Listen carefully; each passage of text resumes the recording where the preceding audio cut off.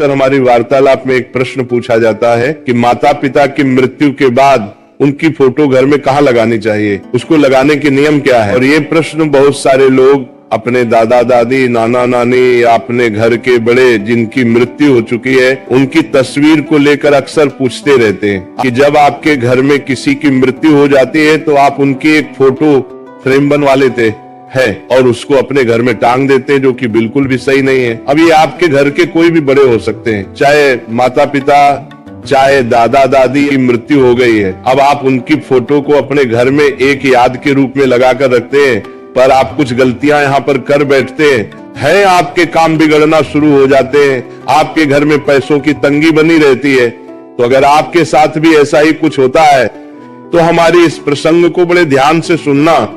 अगर आपने भी अपने घर में किसी भी घर के बड़े जिसकी मृत्यु हो चुकी है उसकी तस्वीर लगाकर रखी हुई है, क्योंकि घर में मृत्यु जिनकी हो जाती है उनकी फोटो को घर में लगाने के कुछ नियम हो जाते हैं। अगर आप उन नियमों का पालन नहीं करते हैं तो फिर इससे आपके ऊपर परेशानी आना शुरू हो जाती है और यहीं से आपके पितृ आपसे नाराज हो जाते हैं और आपके ऊपर पितृ दोष भी लग जाता है। देखिए, जिनकी मृत्यु आपके घर में हो जाती है फिर वो आपके घर के पितृ बन जाते हैं, और अगर आप उनकी फोटो फ्रेम बनवाकर अपने घर में लगाते हो तो आपको इन बातों का आप ध्यान रखना है। देखिए, बहुत ही सारे लोग क्या करते हैं कि अपने घर की पूजा घर में अपने पूर्वजों की, पितरों की तस्वीर लगा लेते हैं और वह ऐसा मानते हैं कि वह सही कर रहे हैं, पर आप यहाँ पर बहुत बड़ी गलती करते हैं, क्योंकि भगवान की पूजा अलग होती है, पितरों की पूजा अलग होती है।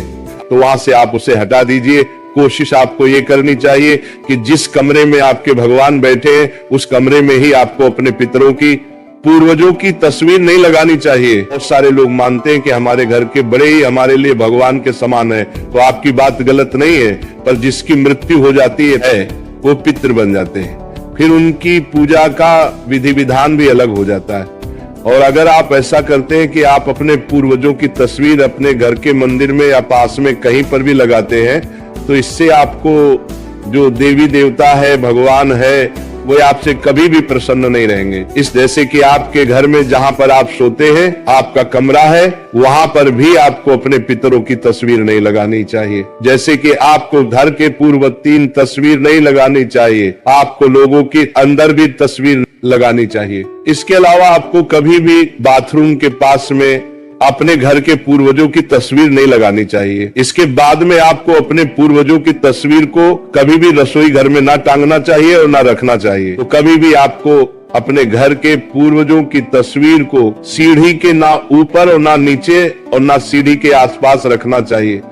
अब अगर आप लोग अपनी परेशानियों से छुटकारा पाना चाहते हैं, जो कि आपके घर में पितरों की गलत जगह पर फोटो लगाने से आ रही है, तो आपको सबसे पहले पितरों की दिशा के बारे में पता होना चाहिए, क्योंकि सबसे बड़ी गलती तो लोग यही करते हैं। और पितरों की सिर्फ एक ही दिशा होती है, वह होती है दक्षिण दिशा। अगर आप अपने घर में किसी भी पूर्वज की फोटो लगाना चाहते हैं तो वह आपको दक्षिण दिशा की दीवार पर ही लगानी होगी। इसके अलावा अब अगर आप दक्षिण दिशा की दीवार पर अपने पूर्वजों की फोटो को टांगते हैं या खूंटी पर ये कील लगाकर उनकी फोटो लटका देते हैं तो ये भी सही नहीं है। इससे भी आपके पिता आपसे नाराज रहते हैं। आपको दक्षिण दिशा की दीवार पर लकड़ी का कोई स्थान या अलमारी में कोई स्थान बनाकर वहां पर अपने पूर्वजों की तस्वीर को टिका कर रखना चाहिए, लटकाकर फोटो को नहीं लगाना चाहिए। जब भी आपका मन करे तो आप उसे जगह पर जाकर उनकी फोटो के दर्शन कर लें, पर कभी भी पूर्वजों की फोटो को सबकी नजरों के सामने नहीं लगना चाहिए। और आपने अपने पूर्वजों की फोटो जो कर उन्हें